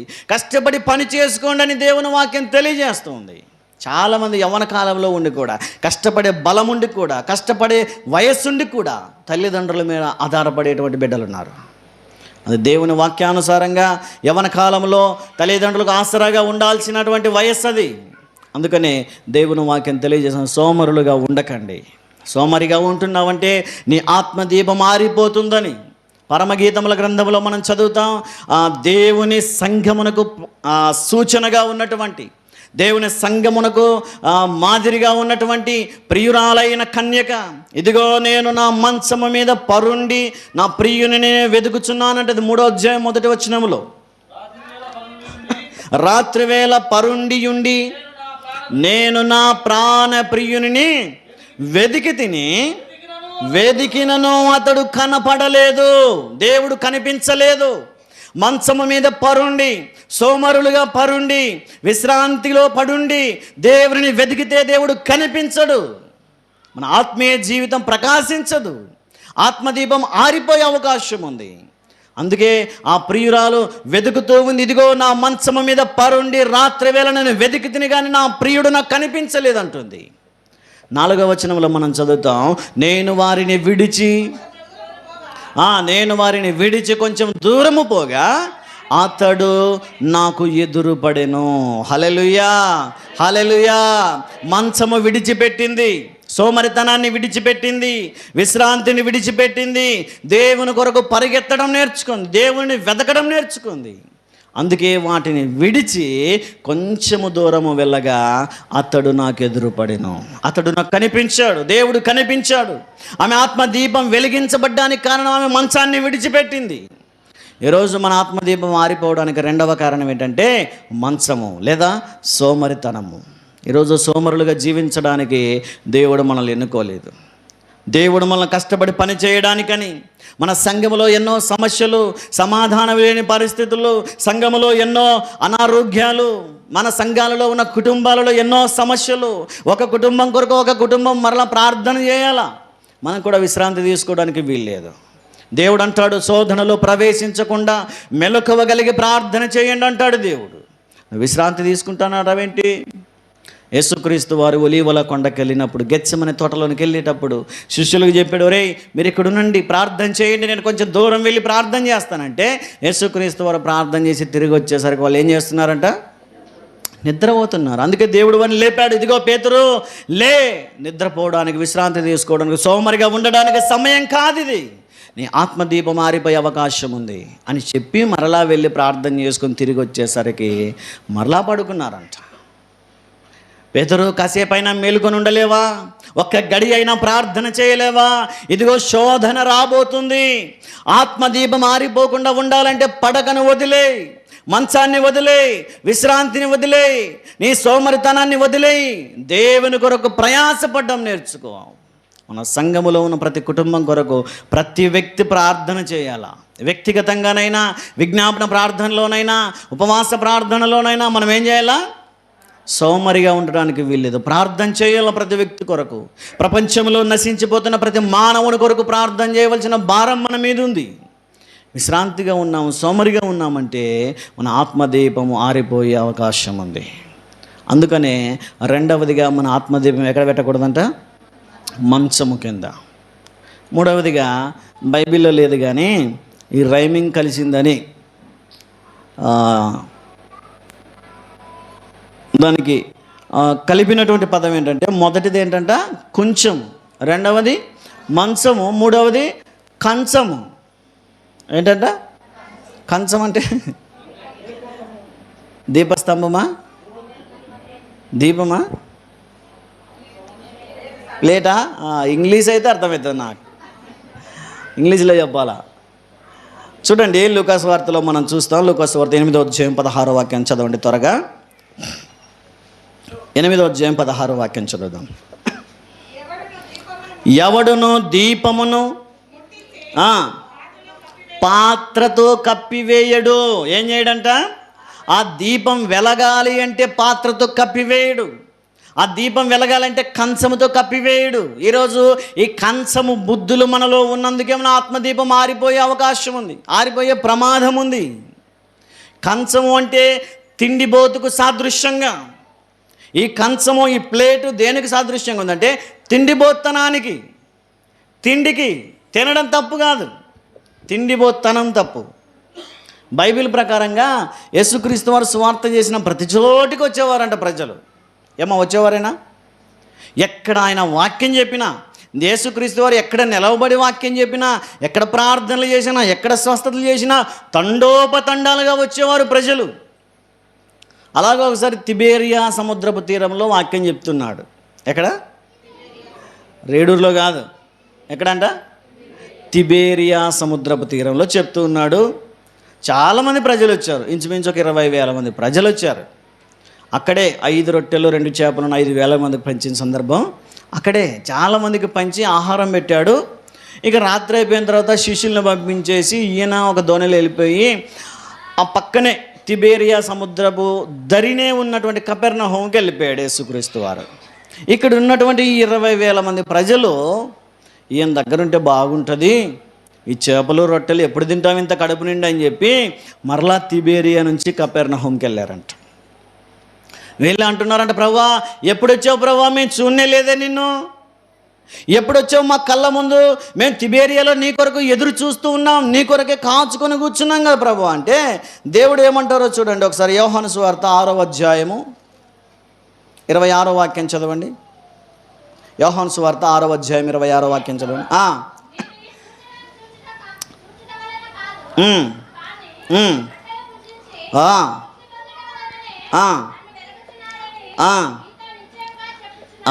చాలు. యేసుక్రీస్తు వారు అంటున్నారు ఏంటంటే, మీరు సూచనలను చూచుట వలన కాదు కానీ రొట్టెలను భుజించి తృప్తి పొందుట వలనే నన్ను వెతుకుచున్నారు. దేనికోసం వెతుకుతున్నారంట అందరూ? రొట్టెల కోసం అంట. దేవుడు పెట్టేటువంటి రొట్టెలు చేపల కోసము. దేనికోసం? వారి ఆత్మదీపం వెలిగించబడుతుందా? దేవుడు చెప్పేటువంటి వాక్యం వినడానికి వెళ్ళట్లేదు ప్రజలు. దేనికోసం వెళ్తారంట? భోజనాలుకా? మీరు దేనికోసం వస్తారు మందిరానికి? వాక్యం కోసమేనా? నిజం చెప్పండి, వాక్యం కోసమేనా? ఎక్కడైనా కుటుంబ ప్రార్థన జరుగుతుంది అనుకోండి, వస్తారా అక్కడికి? రారా? భోజనాలు పెడితే ఆలోచన చేయండి. ఎక్కడైనా సరే భోజనాలు జరిగే దగ్గరికి ఎక్కువగా వెళ్తాం. కారణం ఏంటి? మన ఆత్మదీపం వెళ్తుంది వాక్యం వినడానికి కాదంట. ఆ ప్రజలు కూడా దేనికోసం వెళ్తున్నారంటే యేసుక్రీస్తు వారి వెంట ఆహారం కోసం. రొట్టెలు ఎక్కడ పంచుతాడు? ఆయన దగ్గరికి వెళ్తే మాకు రొట్టెలు దొరుకుతాయి, చేపలు దొరుకుతాయి అని. ఆయన దగ్గరికి వెళ్తే సూచనలు జరుగుతాయి, స్వస్థతలు జరుగుతాయి, రోగాలు పోతాయి అని. అరే దేవుని వాక్యం విందామని కాదు వారు వెళ్తుంది. అందుకే ఆత్మదీపం ఆరిపోవడానికి మూడవ కారణం, సాతానుడు ఉపయోగించే మూడవ శత్రువు కంచం. ఈ తిండిబోతుతనం ఆత్మ దీపం వెలిగించబడకుండా అడ్డగిస్తుంది. దేవుని వాక్యం తెలియజేస్తుంది అంటే తిండిబోతుల ఉండకుడి అని దేవుని వాక్యం చాలా స్పష్టంగా తెలియజేస్తుంది. మనం చదువుతాం చూడండి ఒకసారి. ఫిలిప్పీయులకు రాసినటువంటి పత్రిక 3వ అధ్యాయం 19వ వాక్యం చదివితే, ఫిలిప్పీయులకు రాసిన పత్రిక 3వ అధ్యాయం 19వ వాక్యం చదవండి. నాశనమే వారి అంతము, వారి కడుపే ఏమా ఎవరంట వారికి దేవుడు? వారి కడుపే వారికి దేవుడంట. తిండుంటే చాలు, ఇంకా వాక్యం అవసరం లేదు. కొన్ని చోట్ల తొందర ముగిసారంటారు. ఏంటికి? ఏమా దేనికోసం? అంతేనా? వెనకున్న వాళ్ళు చెప్పండి తెలియదు దేనికోసం అంట? తొందర ముగిసారంటారు. పెళ్ళిళ్ళలో కూడా అన్ని సంబరాలు చేస్తారని వాక్యం మాత్రం తొందర ముగిసారంటారు. దేనికోసం? వారి కడుపే వారికి దేవుడు. దేవుని వాక్యం తెలియజేస్తుంది ఏంటంటే మాంసము హెచ్చుగా తినవానితో సహవాసం చేయొద్దని వాక్యం తెలియజేస్తుంది. చూడండి ఒకసారి సామెతల గ్రంథము 23వ అధ్యాయము 20వ వాక్యాన్ని చదవండి. సామెతల గ్రంథము 23వ అధ్యాయము 20వ వాక్యం.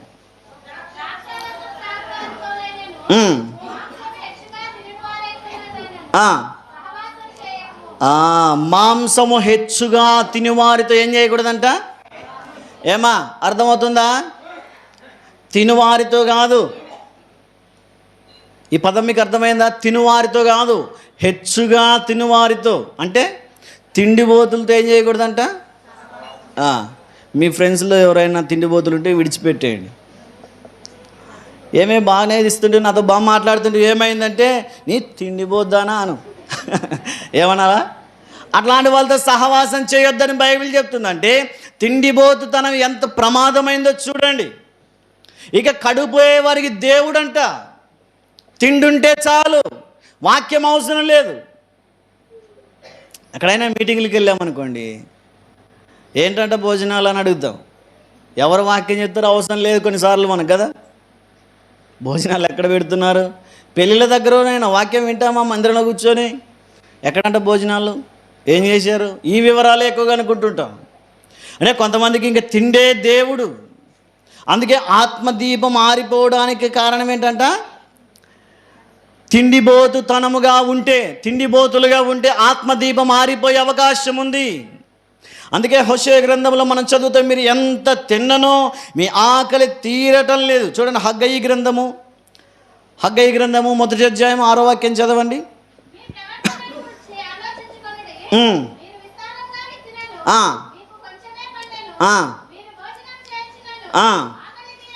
ఇక్కడ చూడండి, ఎంత భోజనం చేసినా ఏం కావట్లేదు, ఆకలి తీరట్లేదు. కొంతమందికి అదేం చెప్పు కానీ ఎంత తిన్నా కడుపు నిండదు. ఏమా ఎంత తిన్నా? కొన్ని హోటల్లో అన్లిమిటెడ్ ఉంటాయి, ఫుల్ మీల్స్ కదా, అన్లిమిటెడ్. కొంతమంది తినడం చూసి హోటల్ వాళ్ళు అంటారు, ఇంకా బాబు నువ్వు రావద్దు ఇంకోసారి అంటారు.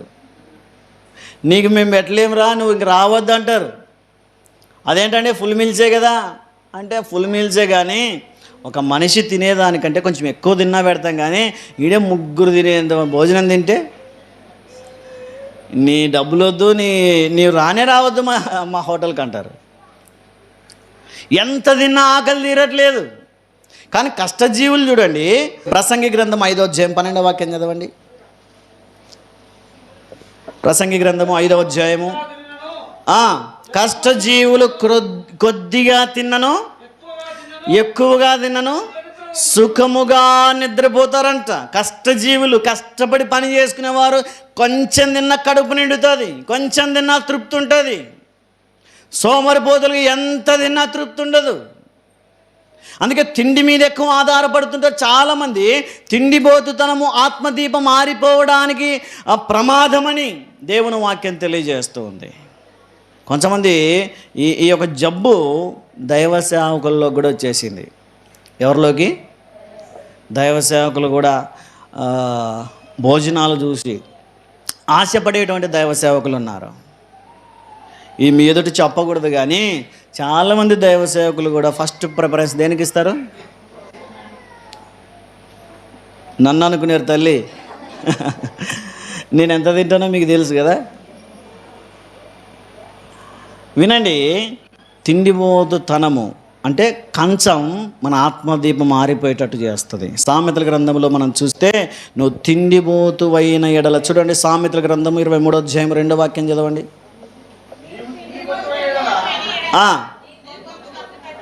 నువ్వు తిండిబోతువైతే ఏం చేయాలంట? ఏడా గొంతు కత్తి పెట్టుకోమంటే ఏం చేయమని? ఏం చేయమని? కొంచెం తినమనా? లిమిటెడ్గానా? ఒక ఆయన మా పెద్దనాన్న 3 బిర్యానీలు తింటాడు. ఎన్ని తింటారా? ఎవరైనా తింటారా? మా పెద్దనాన్న తింటాడు. కప్పర కడుపుడు అనేవారు వారిని. ఏం కడుపు? ఏం కడుపు అంట? కప్పెర ఉంటుంది కదా, కప్పెర కడుపుడు. ఏం అట్లా తింటారు అనేవాడు. ఆయనకు పోటీగా మా పెదనాన్న కొడుకు పెరిగాడు. 3 తింటుంటే 2.5 తింటాడు. ఎంత? ఈ కొంచెం పెరిగి పెద్ద అయ్యాక, కొంచెం వయసు వచ్చాక ఈడు కూడా 3 తింటాడు. ఇప్పుడు ఆయన అంటాడు మా పెద్దనాన్న, ఒరే నా రికార్డు అట్లే ఉన్నరా చనిపోయేంత దాకా, నా రికార్డు బ్రేక్ చేద్దాం అంటాడు. ఇది చూడండి ఏ విషయాల్లో అతిశయిస్తున్నారో చూడండి. రికార్డు ఉండాలంట, అది చనిపోయేంత వరకు ఆయన అంతే ఎవరు తినలేదనుకోవాలంట. తిండిబోతుల బుద్ధది. ఆత్మదీపం ఆరిపోవడానికి అవకాశం ఉంది, ఆత్మదీపం ఆరిపోయే ప్రమాదం ఉంది. అందుకే నువ్వు తిండిబోతు అయితే ఏం చేయాలా?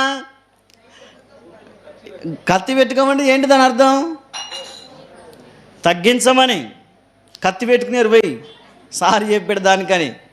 ఏదైనా అయితే నా మీదకి వచ్చారు, ఏమా కత్తి పెట్టుకోమంటే కత్తి పెట్టుకోమని కాదు, తగ్గించమని, కంట్రోల్ చేయమని, కొంచెం హద్దుల్లో తినమని. ఈరోజు దేవుని వాక్యం తెలియజేస్తుందంటే క్రైస్తవుల స్వభావమైన, పాస్టర్ల స్వభావమైన ఎక్కడ బయటపడతాయంటే తిండి దగ్గర. అప్పటిదాకా బాగానే ఉంటాం, భోజనాల టైంకి వచ్చేపాటికి చూడాలి. ఇంకా నేను ఒక మాట చెప్పకూడదు అనుకొని ఆ రెఫరెన్స్ రాసుకోలేదు, కానీ ఎందుకో చెప్పాలనిపిస్తుంది. కుక్క ఆతురత పడినట్టుగా అని ఇట్లాంటి రెఫరెన్స్లు అన్నీ నేను కొన్ని స్కిప్ చేశాను, ఎందుకంటే చాలా ఇదిగా ఉంది అని, చాలా బోల్డ్గా ఉందని. ఆలోచన చేయండి.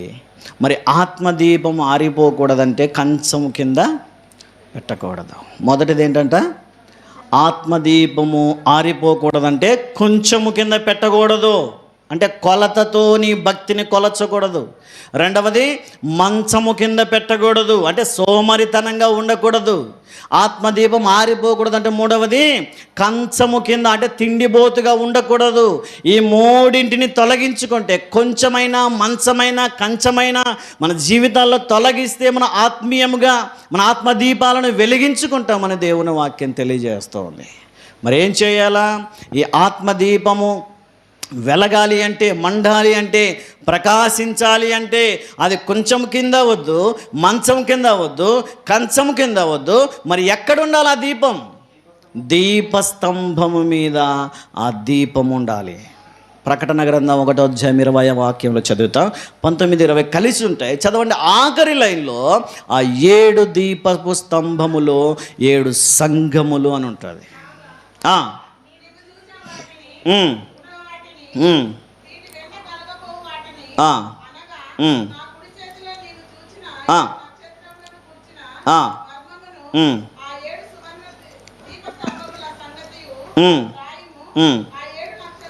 ఆ,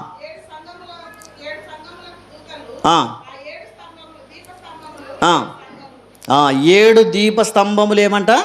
7 సంఘములు. ఇప్పుడు దీపస్తంభం మీద ఉండాలి. దీపం అంటే ఎక్కడ ఉండాలంట? సంఘములో ఉండాలి. నీ ఆత్మదీపం వర్ధిల్లాలి అంటే, ప్రకాశించాలి అంటే, ప్రజ్వలిల్లాలి అంటే, నీవు ఆత్మీయంగా ఆశీర్వదించబడాలంటే సంఘం అనే దీపస్తంభం మీద ఉండాలి. నీవు అనేకులకు వెలిగివ్వాలి. నీ సత్క్రియలు మనుషుల ఎదుట ప్రకాశించాలి అంటే నీవు నీ ఆత్మదీపం వర్ధిల్లాలంటే ఎక్కడ ఉండాలంట? సంఘములో ఉండాలి. ఈరోజు సంఘములోనికి రాకుండా నేను బాగుండాలంటే కుదరని పని. నా ఆత్మదీపం ఆరిపోకుండా నేను వర్ధిల్లాలంటే కుదరని పని. ఆత్మదీపం వర్ధిల్లాలన్నా, వెలగాలన్నా, ప్రకాశించాలి అన్నా ఆ కుంచమును మానుకొని, మంచమును మానుకొని, కంచమును విడిచిపెట్టి సంఘం అనే దీపస్తంభం మీద ఉండగలిగితే దేవుడు మనల్ని మండిస్తాడు. ఈరోజు ఆలోచన చేయండి. విన్న వాక్యాన్ని బట్టి మన ఆత్మదీపం వెలుగుతుందా? ఆరిపోవడానికి సిద్ధంగా ఉందా? ఎక్కడైనా కొంచెం కింద పెట్టేశామా దీపాన్ని? ఎక్కడైనా మంచం కింద పెట్టేశామా? ఎక్కడైనా కంచం కింద పెట్టేశామా? మన ఆత్మదీపాన్ని ఒకసారి పరిశీలన చేసుకోండి. ఇకనైనా తిండిపోతనాన్ని, సోమరితనాన్ని విడిచి, కొలతతో కూడినటువంటి భక్తిని విడిచి ధారాళముగా దేవుణ్ణి ప్రేమించే ప్రయత్నం చేద్దాం. ధారాళముగా మన ఆత్మదీపము వెలిగించి ప్రకాశించే ప్రయత్నం చేద్దాం. ఈరోజు ఆలోచన చేయండి. విన్న వాక్యం విడిచిపెట్టడానికి కాదు మనం వచ్చింది. మన దీపం వెలగాలంటే ఏం చేయాలా? దీపస్తంభం మీద ఉండాలా. ఏంటా దీపస్తంభం అంటే? సంఘములో ఉండాలి. వారములో ఒక్కరోజు ఉంటే సరిపోదు, వారమంతా సంఘములో ఉండాలి. వారమంతా సంఘములో ఉంటే దీపస్తంభం మీద దీపం వర్ధిల్లినట్టుగా, ప్రకాశించినట్టుగా మనం కూడా ఆత్మీయంగా వర్ధిల్లుతాం. ఈరోజు మనం వర్ధిల్లాలంటే, మన ఆత్మదీపం మారిపోకుండా ఉండాలంటే సంఘం అనే దీపస్తంభం మీద ఉండాలి. అందుకే ఈరోజు ఆలోచన చేసి మన హృదయాన్ని పరీక్షించుకుందాం. ఎక్కడ సోమరితనంగా ఉండి ఆత్మీయంగా పడిపోతున్నామేమో, ఎక్కడైనా భోజనానికి ఎక్కువ విలువిచ్చి దేవుని ప్రేమను కాలదన్నుతున్నామేమో, ఎక్కడైనా కొలతతో ప్రేమించి దేవునికి ఇంకా అంతకు మించి ఎక్కువ చేయలేకపోతున్నామేమో పరీక్షించుకుందాం. ఆ కుంచాన్ని, ఆ మంచాన్ని, ఆ కంచాన్ని విడిచిపెట్టి దీపస్తంభం మీద ఉండే ప్రయత్నం చేద్దాం. కళ్ళు మూసుకునండి, ప్రార్థన చేద్దాం. అందరు కళ్ళు మూసుకుందాం, ప్రార్థన చేద్దాం. విత్తబడిన వాక్యం ఫలించలాగున పాస్టమ్మ గారు ప్రార్థన చేస్తారు. ఒకవేళ కొంచెం కింద మన విశ్వాసం ఉంటే, మన ఆత్మదీపం మంచం కింద ఉంటే, మన ఆత్మదీపం ఇంకా కంచం కింద ఉంటే మనల్ని మనమే పరీక్షించుకునే ప్రయత్నం చేద్దాం. వాటన్నిటిని విడిచిపెట్టి దేవుని వైపు తిరిగి దీపస్తంభానికి సాదృశ్యంగా ఉన్న దీపస్తంభం మీద మన ఆత్మీయ జీవితాన్ని కట్టుకునే ప్రయత్నం చేద్దాం. కళ్ళు మూసుకుందాం, ప్రార్థన చేద్దాం. పాస్టమ్మ గారు విత్తబడిన వాక్య సందేశం కొరకై ప్రార్థన చేస్తారు. అందరూ తలలోంచి కళ్ళు మూసుకున్నట్టయితే ప్రార్థన చేసుకుందాం. ప్రేమ పరిశుద్ధుడా, నీ పరిశుద్ధమైన, ఉన్నతమైన, శ్రేష్టమైన నామానికి స్తుతులు, స్తోత్రములు దేవా. ఇదిగోనైనా గడిచిన ఆదివారం మొదలుకొని తండ్రి, ఆదివారం దినాన ఈ యొక్క తండ్రి మధ్యాహ్న కాల సమయంలోనైనా సంఘముగా, సమాజంగా ఇలాగున కూడుకోవడానికి మాకు ఇచ్చినటువంటి శ్రేష్టమైన విలువైన అవకాశాన్ని బట్టి నీకే స్తుతులు, స్తోత్రములు దేవా. ఇదిగోనైనా ఉదయం మొదలుకొని మధ్యాహ్న కాల సమయం వరకు యేసయ్యా మమ్మల్ని అందరినీ తండ్రి మీరు సజీవ లెక్కల్లో కాపాడినటువంటి విధానాన్ని బట్టి కూడా నీకే స్తుతులు, స్తోత్రములు దేవా. ఇదిగోనైనా ఇంతవరకు తండ్రి నీ దైవదాసునైనా నీ పక్షాన్ని నిలబెట్టుకొని మాకందరికీ కావలసినటువంటి ఆత్మీయ ఆహారం అందించడానికినైనా నీ కుమారునికి ఇచ్చినటువంటి శక్తిని, సామర్థ్యంను బట్టి కూడా నీకే స్తుతులు, స్తోత్రములు యేసయ్యా. ఇదిగోనైనా విన్నటువంటి వాక్యాన్నినైనా ప్రతి వారి హృదయాలలోకి చేర్చుకోవడానికి, భద్రపరచుకోవడానికి నైనా ఆత్మీయంగా ఫలించడానికి కూడా మీరు సహాయమును దయచేయమని కూడా ప్రార్థిస్తూ ఉంటున్నాను తండ్రి. ఎవరినైనా వాక్యాన్నైనా నిర్లక్ష్యం చేయకోకుండా తండ్రి మరినైనా ఆ శ్రద్ధతో వినుకోకుండానైనా శ్రద్ధ కలిగి వినగడానికి నువ్వునైనా సహాయమును దయచేయమని కూడా ప్రార్థిస్తూ ఉంటున్నాను తండ్రి. ఇదిగోనైనా మా ఆత్మీయమైనటువంటి జీవితాలను తండ్రి మేము ఎక్కడ వెలిగిస్తూ ఉంటున్నామో తండ్రి, మా అందరి హృదయాలనైనా మేమందరం ఒకసారినైనా పరీక్షించడానికి మరినైనా మాకు సమయాన్ని మీరు దయచేయమని కూడా ప్రార్థిస్తూ ఉంటున్నాను. నైనా సహాయం దయచేయండి. ఇదిగోనైనా మా ఆత్మీయమైనటువంటి జీవితాలనైనా దీపస్తంభముల వలె తండ్రి మేము కూడా నైనా వెలిగించుకోవడానికి మీరు సహాయములు దయచేయమని కూడా ప్రార్థిస్తూ ఉంటున్నాను తండ్రి. సహాయం దయచేయండి. ఇదిగో దేవ వాక్యాన్ని నైనా మైక్ శబ్దం ద్వారా ఎందరైతే వాక్యాన్ని విన్నారో తండ్రి వారందరి హృదయాల్లో కూడా నైనా చేర్చుకోవడానికి, భద్రపరచుకోవడానికి మీరు సహాయం దయచేయమని ముందున్న కార్యక్రమం అంతటి ద్వారా నీ నామానికి మాత్రమే మహిమ తెచ్చుకున్నామని ఈ కొద్ది ప్రార్థన నదుడైన యేసుక్రీస్తు శ్రేష్టమైన నామాన్ని బట్టి మిక్కిలి వినయము తడిగి వేడుకొని పొందుకొనింటున్నాము తండ్రి. ఆమేన్. ఆమేన్.